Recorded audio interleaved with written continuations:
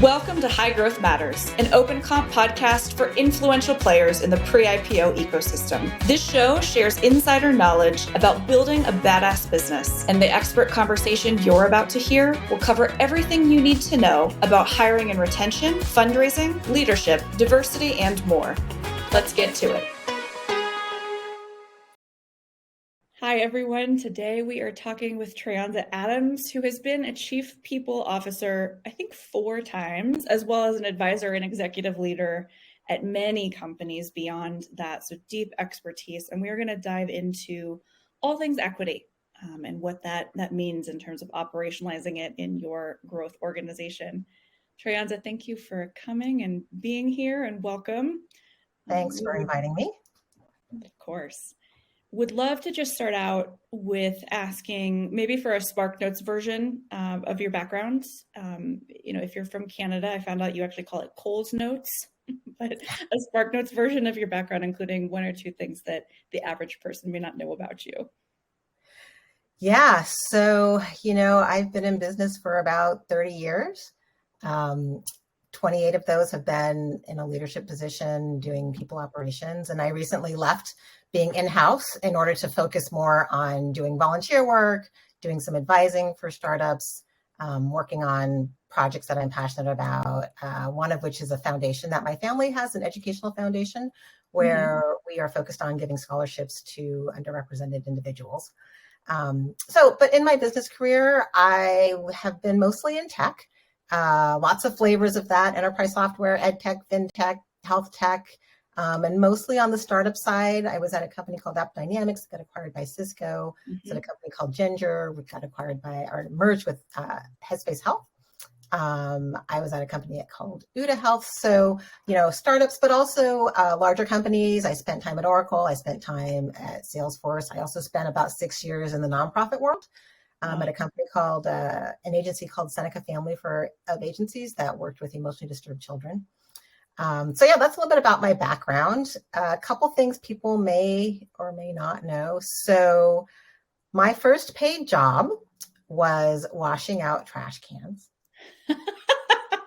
So my father was an entrepreneur and had his own CPA firm. And so he paid me, I think it was 25 cents per trash can. He would bring them home from the office and I would wash them out. And that was my very first paid job.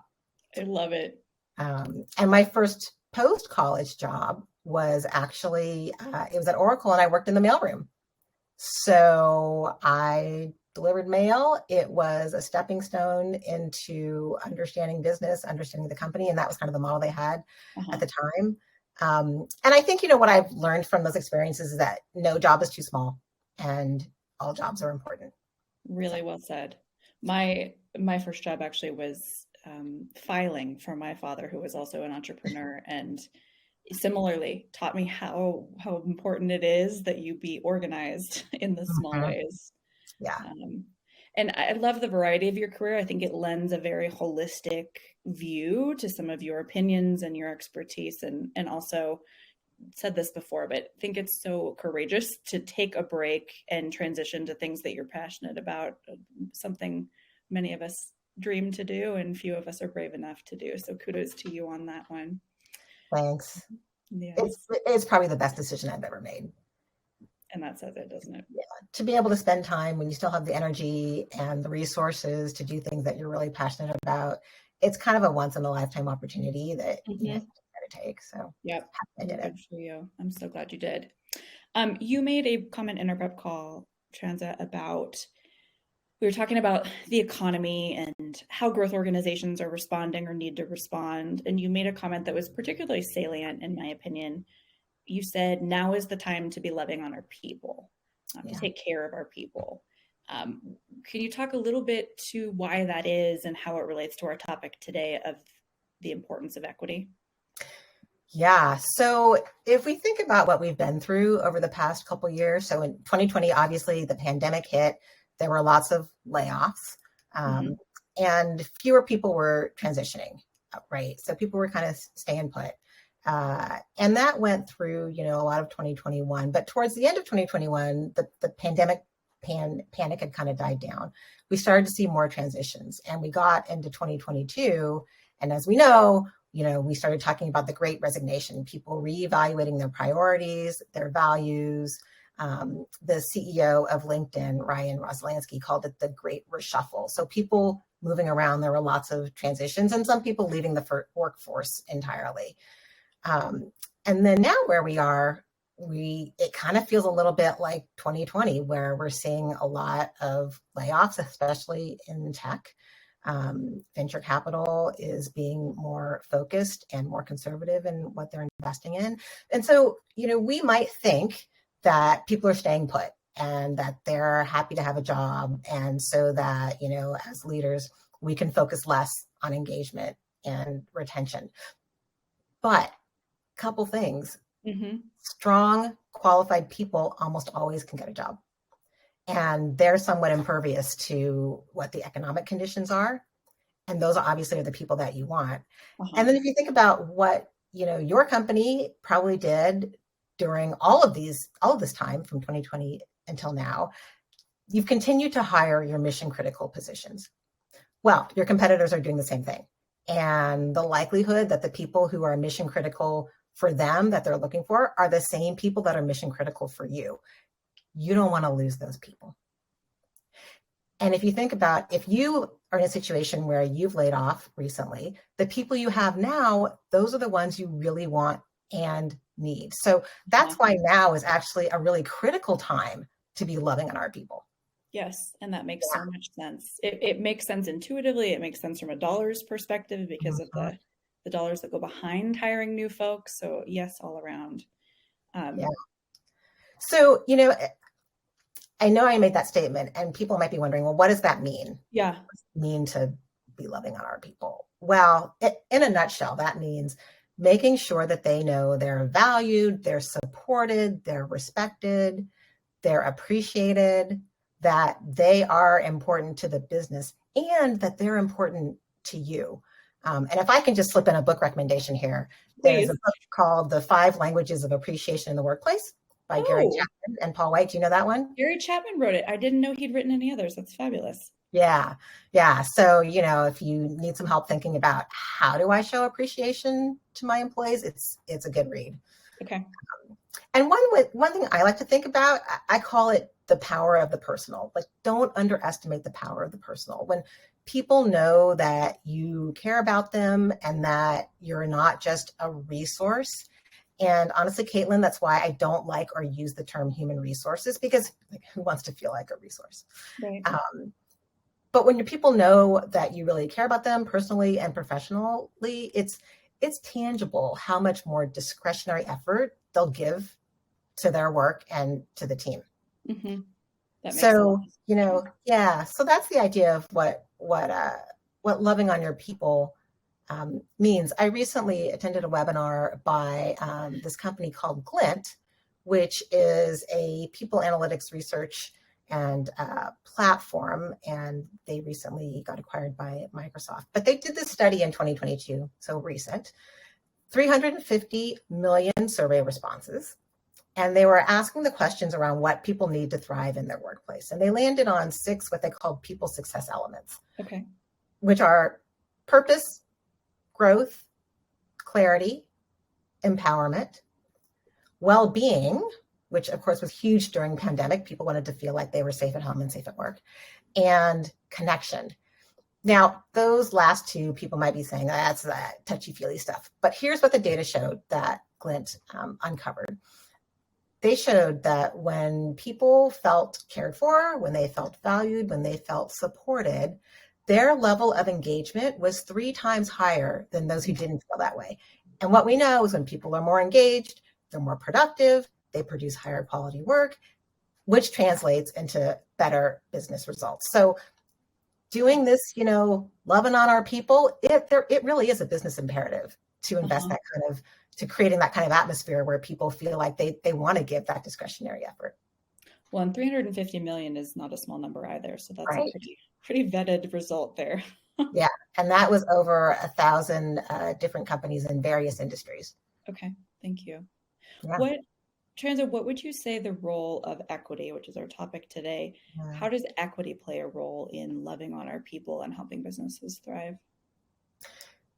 So first, let's talk about what equity is. Yeah, good point. Yeah, people aren't always clear on that. In the past, we talked a lot about equality, and equality is everybody gets the same thing. Everybody gets the same. And we thought, that was good. But soon we started talking about equity. And we talked about it mainly in terms of hiring and pay, like gender pay equity. And we talk about equity in terms of stock options, which is company ownership. But equity is actually bigger than that. What it really means is that we take actions that will enable us to have an inclusive workplace and one where people feel like they belong. So if you're talking about an equitable practice, what that really means is understanding what people's individual needs are and what their starting point is, and then providing what each person needs so that they can be competitive and hopefully ultimately successful. So if you think about track and field, I don't know if you ran track. Yeah. Okay. So then this, when you have a track, people don't start at the same place on a track. The starting blocks are staggered. Why? Because the lanes are not equidistant. And so adjustments are made to compensate for the differences in the distances. And that's what I mean by giving people what they need so that they can be competitive. It may mean removing obstacles. It may mean providing opportunities. It may mean investing in them in terms of learning and development or exposure, or really importantly, investing your time. That's what equity is. And it's logical, right? People want to be treated equitably. They want to know that they, and of course, everybody else on the team, are going to be rewarded and recognized in a way that's commensurate with their contributions. And people want to know that their unique contributions are appreciated, because not everybody contributes in the same way. But if you think about it, Caitlin, once people are secure in this kind of knowledge, they can stop being distracted by, am I getting what I deserve? Is my manager going to support me? Does anybody care about me? And they can focus on, how can I add more value? Which is, of course, where you want people's heads at, right? And they know that adding more value benefits the company, the team, and it benefits them. Makes so much sense. A lot of sense. So what, tactically then, how does that definition, Traunza, get built into policies and practices that support the larger goal, that's above pay equity, that's above equity, the stock option? How does that get built? Yeah. So, of course, all of our policies and practices should be equitable, but how can we ensure that, right? So the framework that I use, there's 4 foundational guidelines around how to ensure our practices are equitable. I'm going to talk about those, and then I'll go through an example to kind of make it more concrete. So the first one is to be intentional. The second one is to be aware of our potential biases, because we all have them. The third one is to apply the golden rule. We all learned that growing up, treat others as the way you want to be treated. And the fourth one is to apply the platinum rule, which is to treat others the way they would want to be treated. Now, that one's a little bit trickier, because how do you know how somebody wants to be treated? Well, there's a simple way to know. Ask them. Ask and listen. Listening, crazy. Right? It's so elemental, but we don't always do it. Yeah. It's not always intuitive that we can bring people into the problem space. But if we have taken the time to bring diversity onto our team, then we need to be open to bringing in those different perspectives, because there's no point in having different diversity in our team if you're not going to exploit it. Yes. So let me give an example. And let's talk about something that people are kind of struggling with right now, which is how to ensure that everybody has professional development and career opportunities when you have a hybrid workplace. Okay. So I'm going to cite another study. I was a sociologist in college, and I love studies. I love it. Data for the win. Yeah. So in November 2021, Future Forum, which is a research consortium that was set up by Slack, they surveyed over 5,000 knowledge workers, so the kind of people that we see in, tech companies, in the US. They surveyed them about their desire to work from home, remote, hybrid, all that. And what they found is that women and people of color, there were a higher percentage of those demographics that preferred being hybrid or being remote than white men. Okay. More white men preferred being in an office co-located. And there's lots of reasons why that is, which is a whole other conversation. But we'll just, stop with that. That was the data.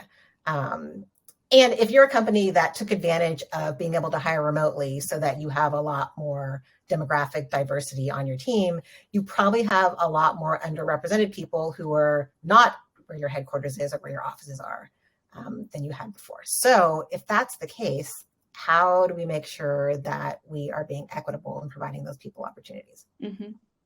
Okay, so first thing, being intentional.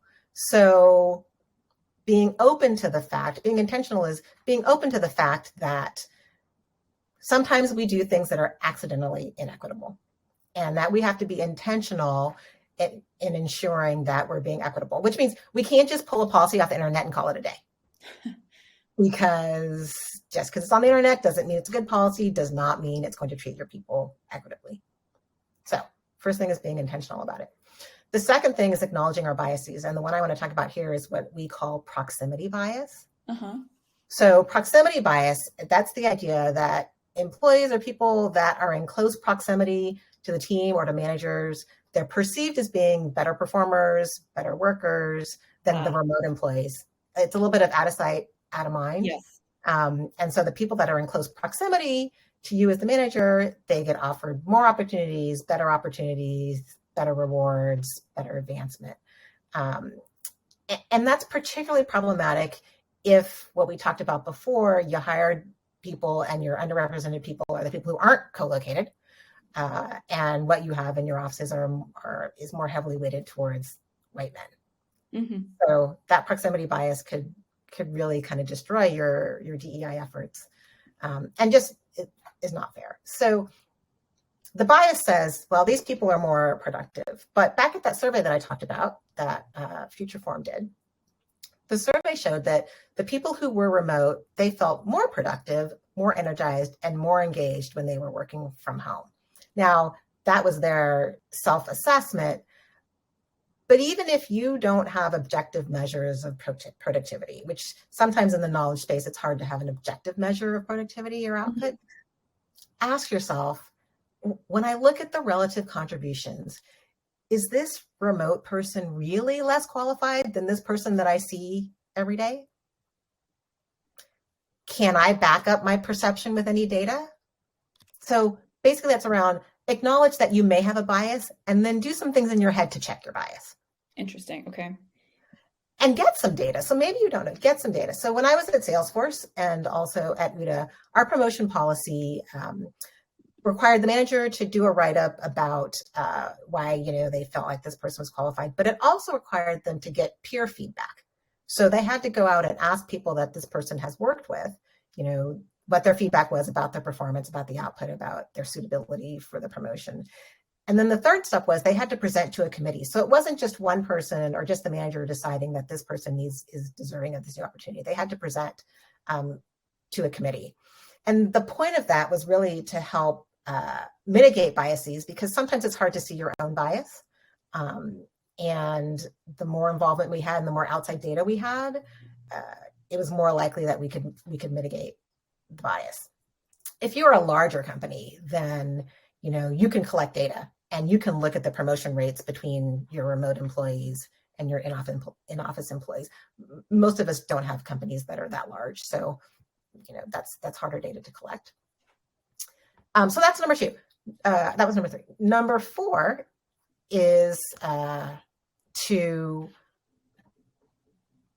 three is to remember the golden rule. So ask yourself, how would I want to be treated if I were remote?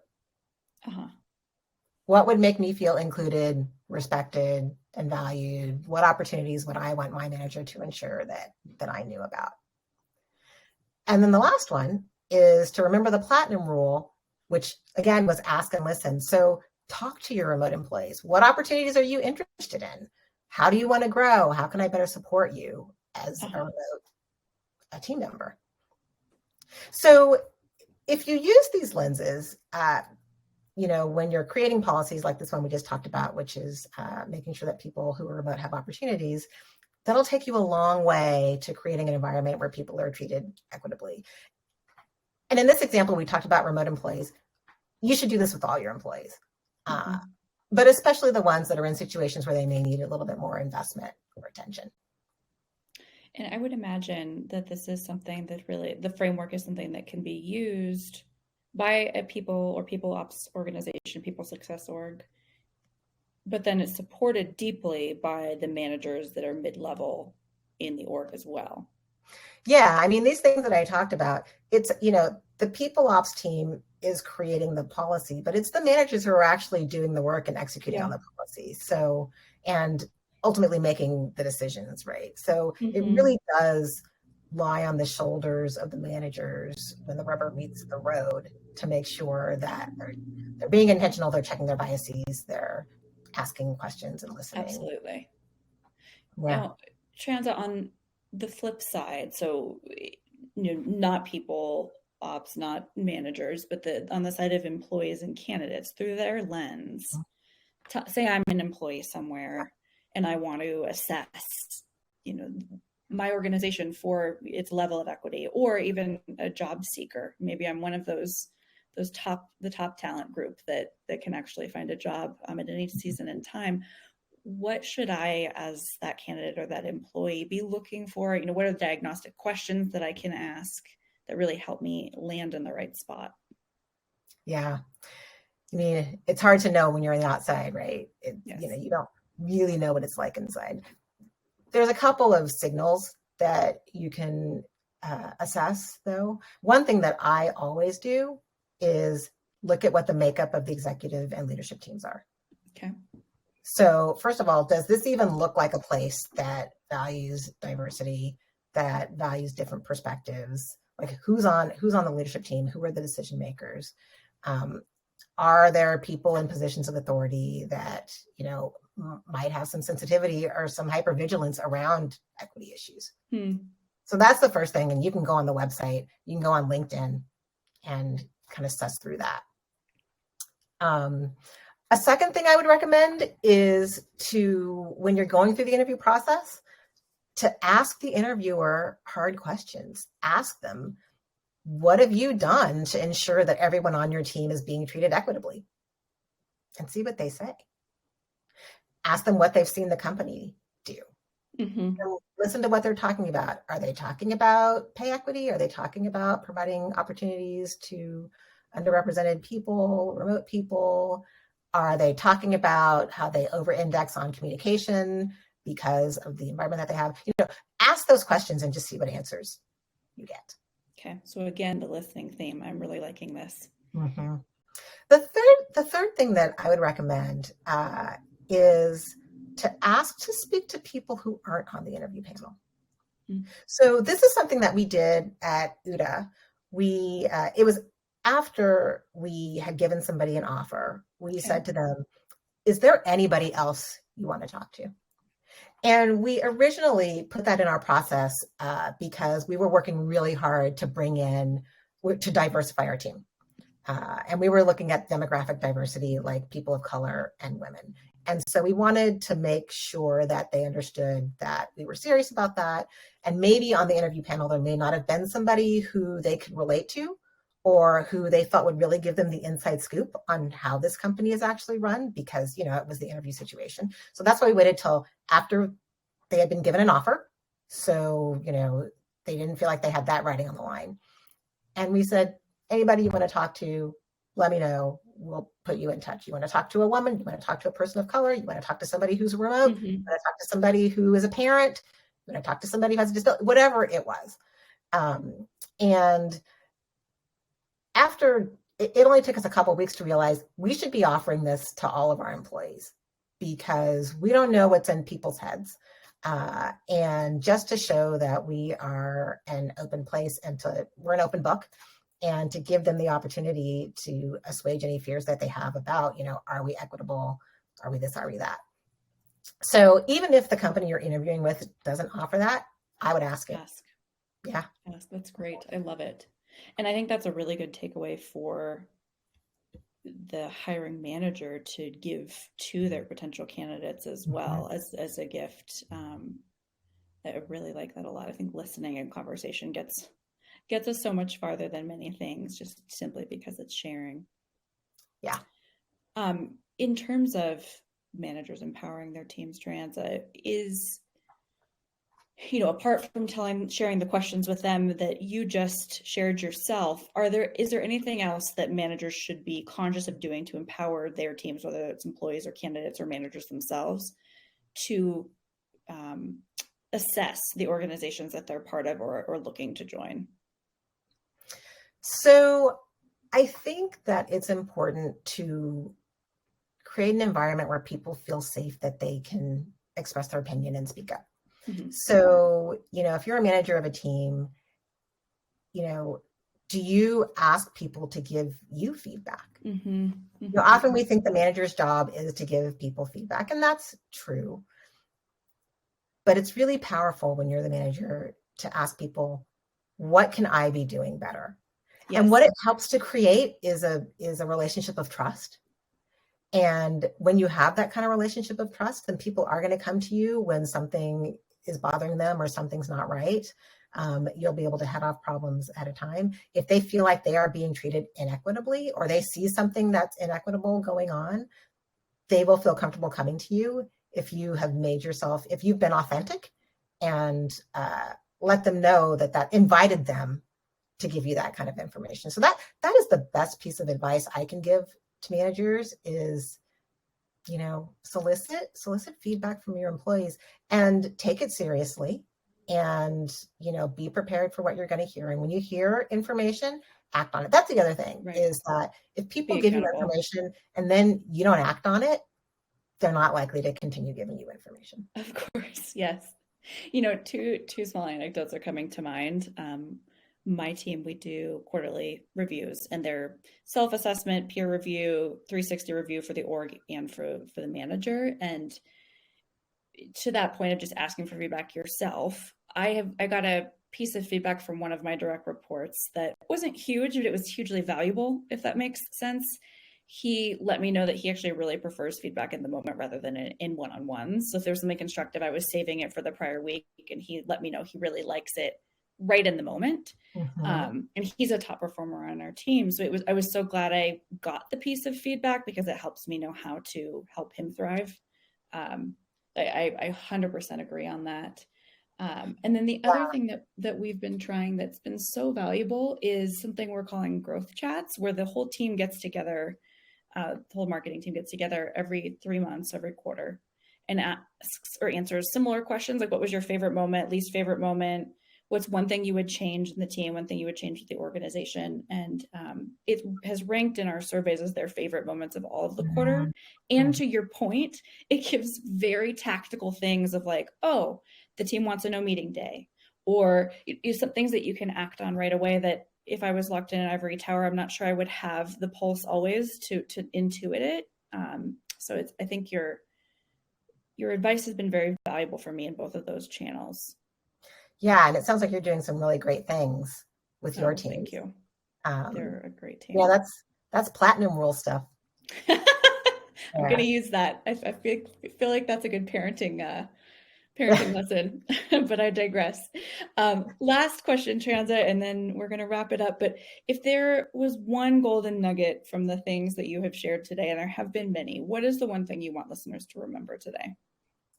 Yeah, I think, although we've talked about this being a particularly important time to ensure that, we're loving on our people and doing things that focus on engagement and retention, just remember it's always the right time to let people know that you appreciate them. Always. And it's always the right time to practice equity. So don't wait until, there's a crisis or whatever. Make this part of your day-to-day culture, the things that you do automatically. It will pay off in spades. So if you don't take away anything else, take away that. Okay. Well, thank you. And in that vein, this has been particularly valuable. So thank you so very much for taking the time to share your expertise and knowledge with us. You are welcome. It's been really fun. It has. All right, folks, we'll catch you next time.